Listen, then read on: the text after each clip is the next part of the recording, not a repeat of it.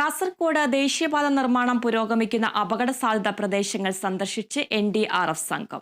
ദുരന്തം തടയാനുള്ള മുന്നൊരുക്കങ്ങൾ ആരംഭിക്കുന്നതിനൊപ്പം ബോധവൽക്കരണവും പരിശീലന പരിപാടികളും സംഘടിപ്പിക്കും. സന്ദർശനത്തിന്റെ ഭാഗമായി അവലോകന യോഗവും ചേർന്നു.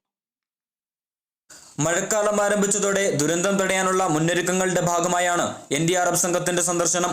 അപകടം നടന്നതും സാധ്യതയുള്ളതുമായ സ്ഥലങ്ങൾ ജില്ലാ അവലോകന യോഗത്തിൽ വിലയിരുത്തി. ദുരന്ത നിവാരണ സേന 4ാം battalion team commander inspector Arjun പാൽ രാജ്പുത്, SI വികാസ് യാദവ് എന്നിവരുടെ നേതൃത്വത്തിലുള്ള 26 അംഗ സംഘമാണ് അപകട മേഖല സന്ദർശിച്ചത്.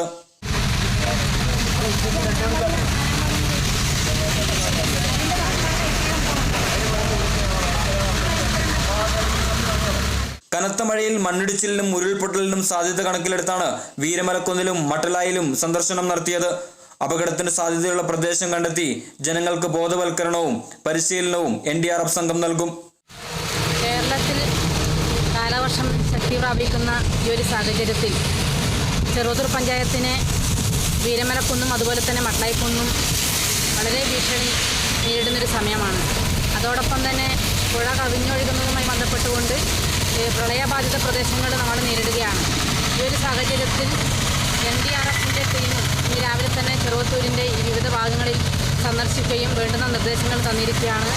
ബഹുമാനപ്പെട്ട തഹസിൽദാറും ഡെപ്യൂട്ടി തഹസിൽദാറും പോലീസ്, അതുപോലെ തന്നെ റവന്യൂ വകുപ്പ് എല്ലാവരും ഇതുമായി ബന്ധപ്പെട്ടുകൊണ്ട് നമ്മുടെ സന്ദർശനത്തിലുണ്ടായിരുന്നു. വെള്ളക്കെട്ടിന് സാധ്യതയുള്ള മയ്യിച്ച, കാര്യങ്കോട്, പാലായി, പെടോത്തുരുത്തി എന്നിവിടങ്ങളിലും സേന സന്ദർശിച്ചു. ജനപ്രതിനിധികളും ഉദ്യോഗസ്ഥരും സംഘത്തോടൊപ്പം ദുരന്തബാധിത പ്രദേശങ്ങളിലെത്തി നിർദ്ദേശങ്ങൾ സ്വീകരിച്ചു. Kerala vision news, Kasaragod.